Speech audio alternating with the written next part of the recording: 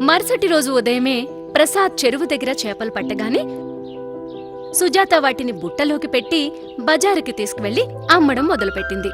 చేపలమ్మా, చేపలు, చెరువులో పట్టిన చేపలు, తాజా చేపలు తీసుకోండమ్మా, తీసుకోండి. కొరమేను, బొమ్మిడాయలు, పిత్త పెరుగులోయ్.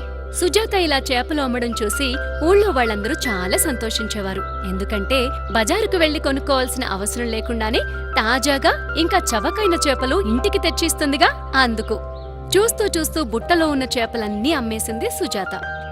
ఇలాగే రోజూ గడిచేది. ప్రసాద్ చేపలు పట్టడం, సుజాత వాటిని తీసుకువెళ్లి బజారులో అమ్మడం, ఇలా జరిగేది. సుజాత ఇంకా ప్రసాద్ చాలా సంతోషంగా ఉన్నారు. ఎందుకంటే వాళ్ళకి మంచి లాభం వచ్చేది. ఇద్దరూ సమానంగా పంచుకునేవారు. సుజాత వచ్చిన డబ్బులతో తన భర్తకి వైద్యం చేయించింది. ఇంకా తన కొడుకు రాజేష్ ని మంచి స్కూల్లో కూడా జాయిన్ చేసింది.